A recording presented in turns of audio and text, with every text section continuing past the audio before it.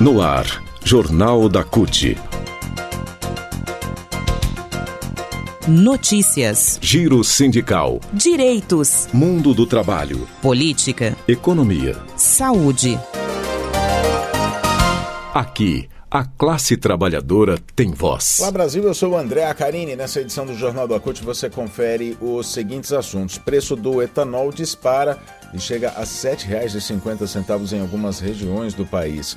Tribunal de Contas da União decide hoje se a Eletrobras pode ou não ser privatizada. E ainda, roupa colorida. O programa estreou ontem e aborda questões LGBTQIA+.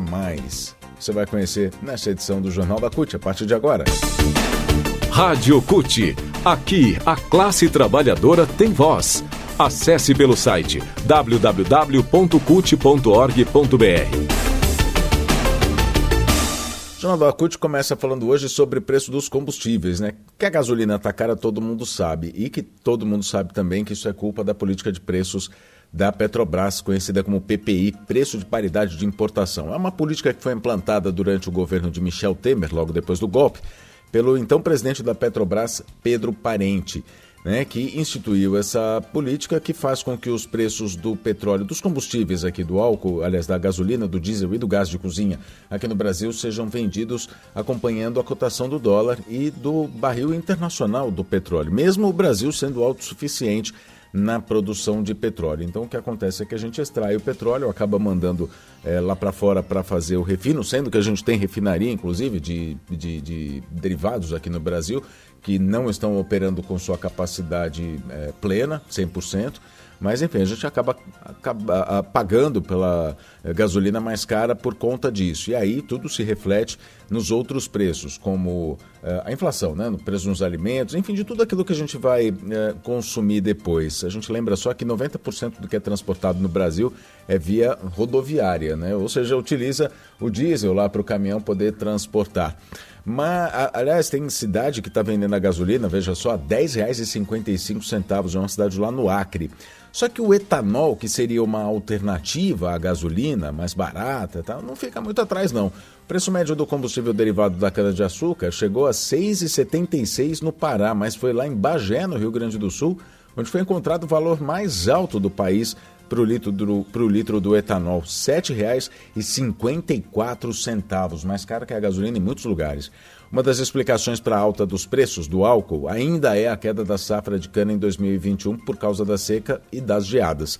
O clima impactou inclusive o desenvolvimento das plantas e até a capacidade delas de serem convertidas em açúcar.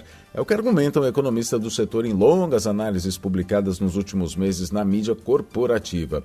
Bom, seja a PPI da Petrobras, seja o clima, o fato é que, segundo o IPCA, o Índice de Preços ao Consumidor Amplo, do IBGE, em 12 meses até abril, a gasolina já acumulou uma alta de 31,22% e o etanol aumentou mais, 42,11%. O diesel, mais ainda, 53,58%.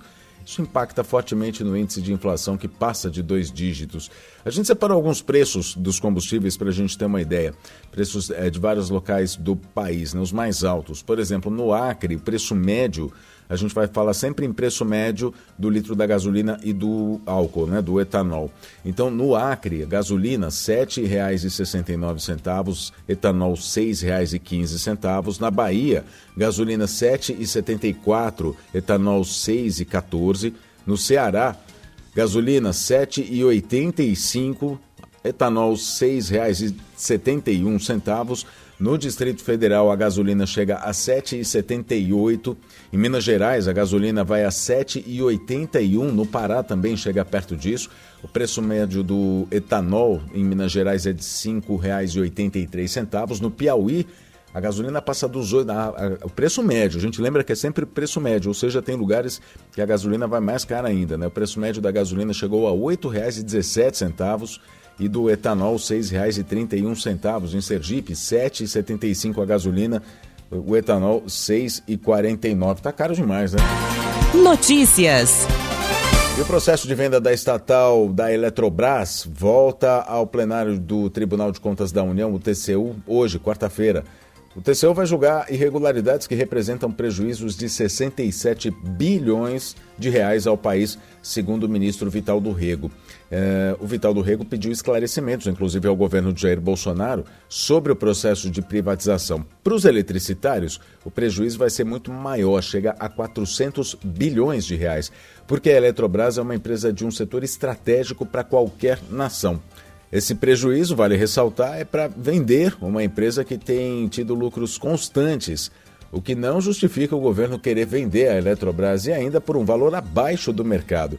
Então, hoje, quarta-feira, dia 18, é um dia crucial para a manutenção da Eletrobras como estatal, como empresa pública. Uma estatal que só no primeiro trimestre, a gente está falando de lucro, só no primeiro trimestre deste ano registrou um lucro de 2 bilhões e 700 milhões de reais, uma alta de 70% em relação ao mesmo período de 2021. Só que está sendo vendida em um processo nebuloso que pode trazer esses prejuízos de, segundo os eletricitários, de 400 bilhões de reais para o Brasil e para os brasileiros. Os sindicatos dos eletricitários, filiados à Federação Nacional dos Urbanitários, FNU, juntamente com outras entidades que defendem a energia, promovem um ato hoje, em frente ao TCU, a partir das 13 horas, para pressionar, para não liberar, para não autorizar a privatização da Petrobras. Bom, a mobilização começa mais cedo, inclusive nas redes sociais, já a partir de daqui a pouco, 9 horas da manhã, vai ter um tuitaço promovido pelo Coletivo Nacional dos Eletricitários, o CNE, e o Salve Energia com a hashtag 18M Eletrobras Pública. Todos podem participar, todos mesmo, todos nós, aqueles que querem que a conta de energia elétrica não aumente mais, porque significa um aumento, inclusive, nas tarifas de energia elétrica, caso a Eletrobras seja privatizada, tem esse porém também, além do prejuízo. Então todo mundo deve participar e pressionar para que a Eletrobras não seja privatizada. Em ação. Bom, e ontem, terça-feira, dia 17 de maio, dia em que diversas entidades e pessoas de todo o planeta levantaram suas vozes contra a LGBTQIA+fobia, a Confederação Nacional dos Trabalhadores no Ramo Vestuário da CUT, a CNTRV, com o apoio do Solidarity Center, estreou o programa Nós Vestimos Todas as Cores.